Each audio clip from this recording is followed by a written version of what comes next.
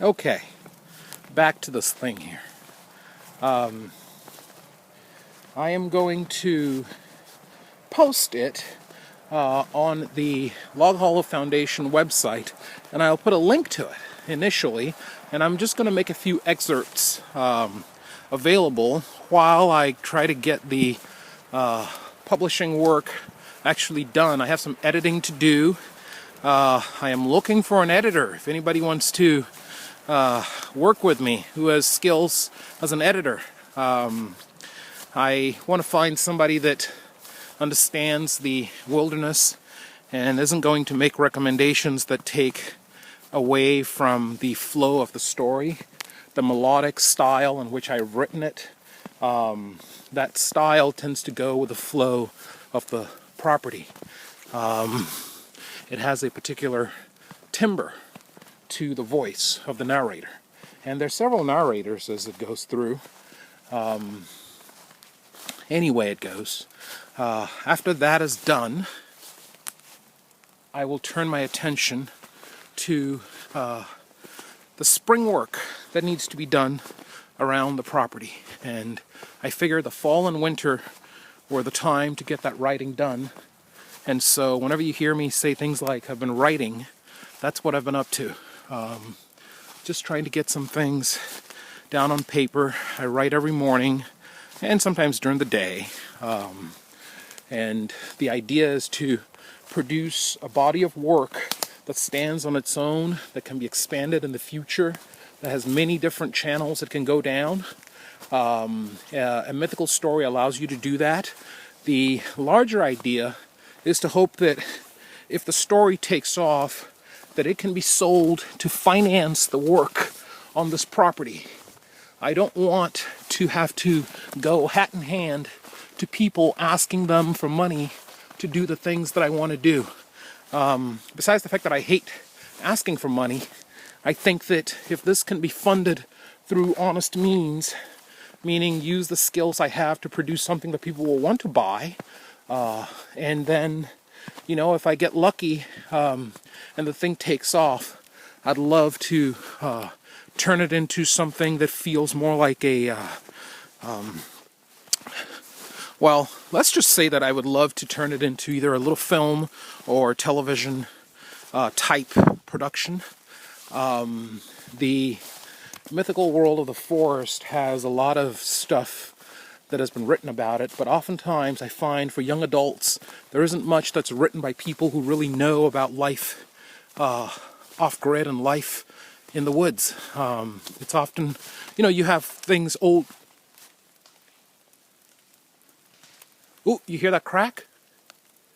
Widowmaker coming down. The thing is, I just want to make sure it wasn't over my head, so I didn't mean to stop. But yeah, I'm gonna make my way out of here. The snow's still coming down. It's piling on things. It's wet, heavy snow.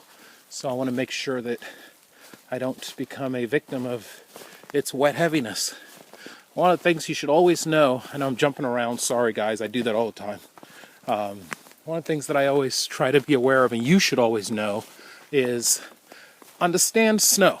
I know, Eskimos have, 100 names for snow. You should understand the 100 different kinds of snow. There's fluffy stuff, there's heavy stuff, there's stuff that'll sit and weigh down, it'll stick together, stick on a branch, weigh it down and break it. You should know the kind of snow you have and you're dealing with. This is one way to stay safe if you are in this kind of environment. I mean, look at all this stuff over here. The stuff that drops power lines, and then imagine the stuff on this thing freezing. And if it freezes, last year in Washington State, we had one of these odd events around the end of January. I was on the ground camping when the snowstorm hit. It took me almost 2 weeks to get out. And what happened was the snow event turned into an ice storm. And I had about 14 to 16 inches of snow around my tent. And everything was iced over. I couldn't get out to get to my truck then. And I paid a dear price in terms of freezing my you-know-what's off. But, one of these lessons you learn, and each one of those things that you survive builds experience. Let me show you something. A perfect widowmaker waiting to come down. You see that branch that arcs? As lovely as it looks, it's actually a dead branch. And you see how snow's piling up on the top of it? If it gets heavy enough, that thing is going to snap and drop to the ground. And when it does, whatever's underneath it will get a good thumping above its head. If you also look here, you see this thing over here? You see there are all those spires that stop? Those are dead, standing timbers.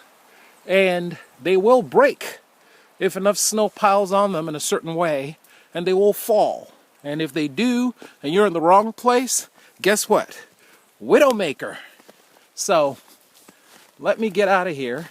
I'm walking underneath that guy, that arch I was telling you about. You see it?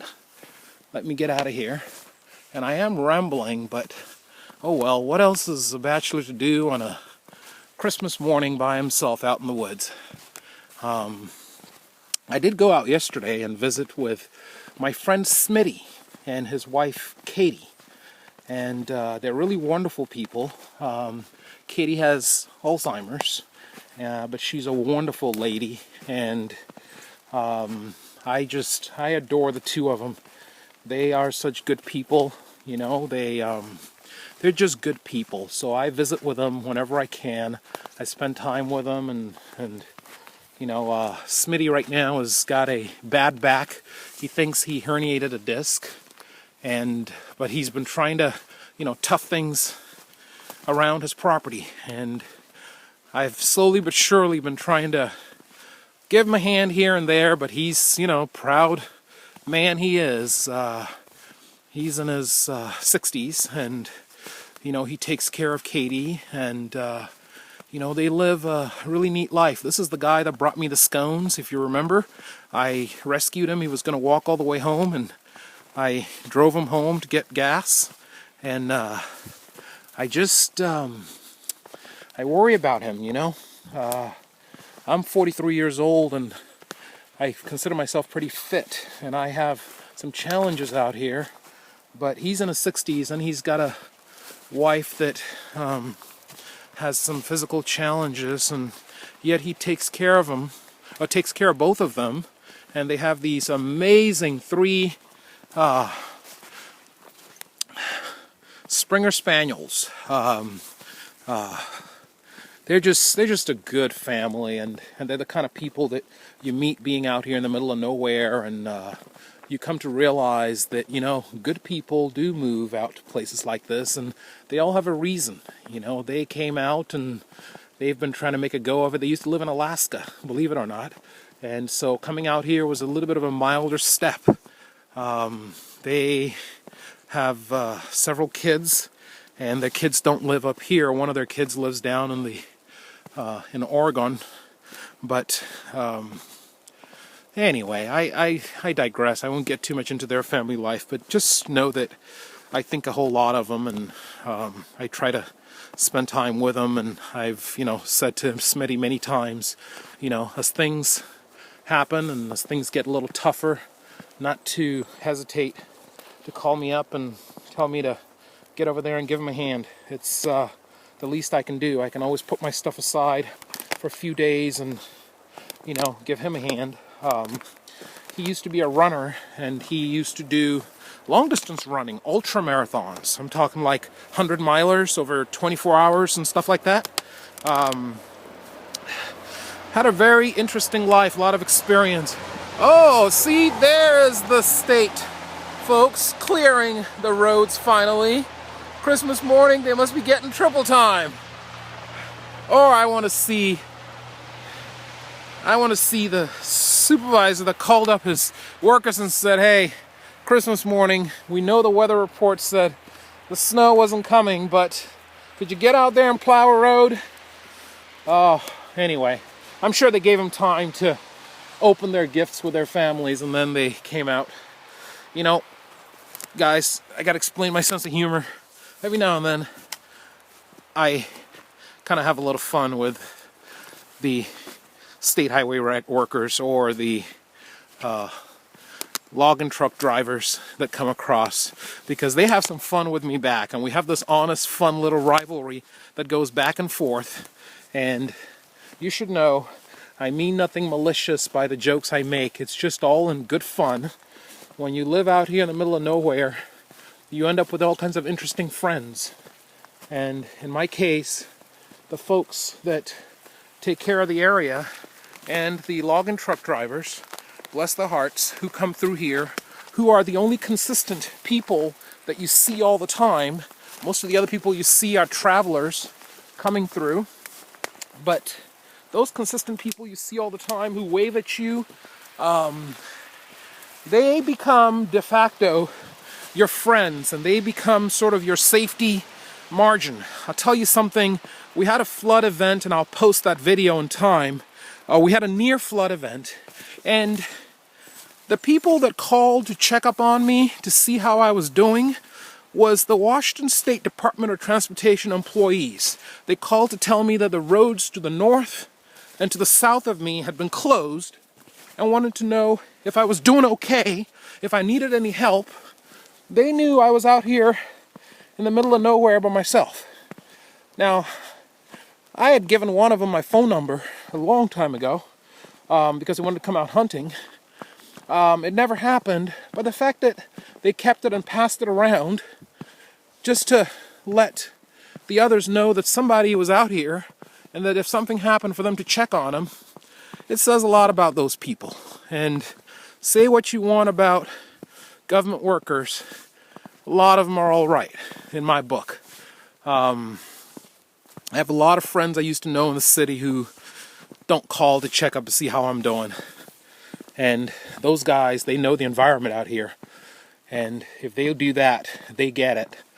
And so you give them a little bit of props, you give them a little respect. And I appreciate it. I know that if they were in this situation, I guess there's a certain code that's kind of unspoken, unwritten out here, that you just check on your fellow human being. And it takes a certain mentality not to just assume, oh, people are okay. I suppose this is what you leave the city for, when you realize that people have become so callous. You can live next door to someone, they can drop dead, and no one will go over and check. The little old guy that lives next door, the little old lady, the one everybody laughs at and calls a cat woman or a cat lady or whatever it is. You have these people that are right next door to you, and how many of you have gone over and checked to see how your neighbors are doing recently? That you don't speak to, you don't know their names, you haven't heard of them, from them for a long time. Stop by and check, say, how you doing? You don't have to say, well, I just wanted to, make sure that you hadn't fallen over and died. You just call to say, hey, I hadn't seen you in a while, I wanted to say hello. It's what good people do. I guess if I could, scream from the mountaintops one thing, it's that kind of thing.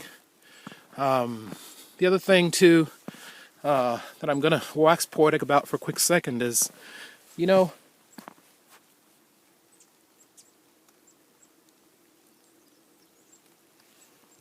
sorry.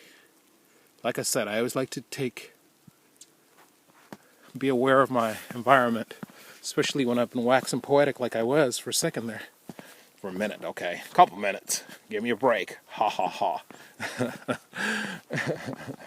All right. I don't even know if I'm going to post this, but I'm going to go on for another couple of minutes. Maybe it'll cut me off.